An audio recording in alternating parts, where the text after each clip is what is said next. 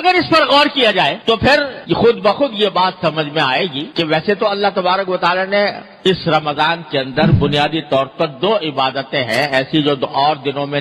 فرض نہیں تھیں یا سنت نہیں تھی، اس زمانے میں ہے۔ ایک روزہ عام دنوں میں فرض نہیں تھا، مہینے کے اندر فرض کر دیا۔ اسی طرح تراویح عام دنوں میں نہیں تھی، اس میں پڑھنا سنت مؤکدہ قرار دے دیا گیا کہ بھی سنت مؤکدہ ہے کہ تراویح پڑھو۔ بظاہر تو یہ 2 چیزیں ہیں، لیکن اصل مقصود یہ ہے کہ اس مہینے کے اندر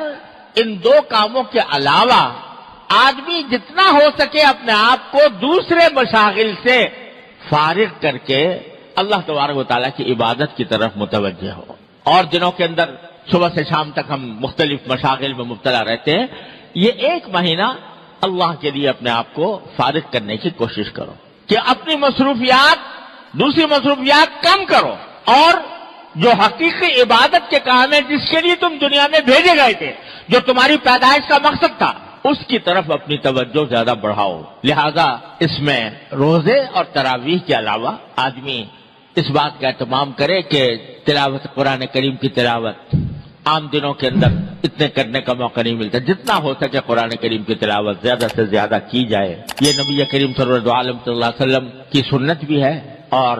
جب رمضان کا مہینہ آتا تھا تو حضرت جبریل امین علیہ السلام نبی کریم صلی اللہ علیہ وسلم کے ساتھ قرآن کریم کا دور کیا کرتے کہ ہر رمضان کے مہینے میں کہ جتنا قرآن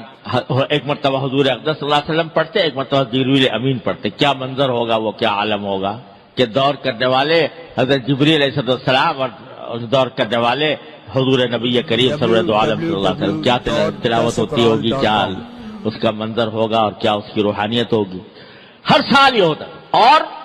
آخری سال جو آپ کی دنیا میں تشریف رکھنے کا آخری سال تھا، اس میں 2 مرتبہ یہ دور کیا گیا سرکار دو عالم صلی اللہ علیہ وسلم اور جبریل امین کے درمیان۔ تو اس لیے قرآن کریم کی کو خاص نسبت ہے رمضان سے، تو اس میں رمضان کے اندر پہلے سے طے رکھیں کہ بھئی تلاوت قرآن کی مقدار عام دنوں سے زیادہ اس میں بڑھائیں گے۔ اور بھائی تلاوت تو ہے ہی، ساتھ ساتھ اگر اس کے بھی اہتمام کیا جائے کچھ وقت نکال کر، اگر پہلے کبھی موقع نہیں ملا ہے تو قرآن کریم کا ترجمہ، اس کی تفسیر کسی مستند تفسیر کے ذریعے کی مدد سے اس کو پڑھنے کا بھی اہتمام کیا جائے۔ تو تلاوت، پھر چلتے پھرتے ذکر، اور بعض وہ عبادتیں، نفلی عبادتیں جو عام دنوں میں ادا کرنے کی توفیق نہیں ہوتی، رمضان کے اندر اس کا اہتمام کر لیا جائے۔ مثلا آخر شب میں تہجد پڑھنے کا عام دنوں میں اگر موقع نہیں ملتا، یہ توفیق نہیں ہوتی، تو سحری کے لیے تو انسان اٹھتا ہی ہے، اس سے کچھ پہلے اٹھ جائے اور کچھ رکعتیں تہجد کے پڑھ لے، 8 رکعتیں، 6 پڑھ لے، 8 پڑھ لے، اچھا ہے کہ 8 پڑھ لے۔ عام دنوں کے اندر تراویح کے بعد، مغرب کی نماز کے بعد 6 رکعتیں مسنون ہیں، یعنی نفلی عبادت نہیں عام دنوں میں موقع ملتا، اب پڑھ لے۔ اشراق کے بعد جو رکعتیں، 2 رکعتیں یا 4 رکعتیں، یہ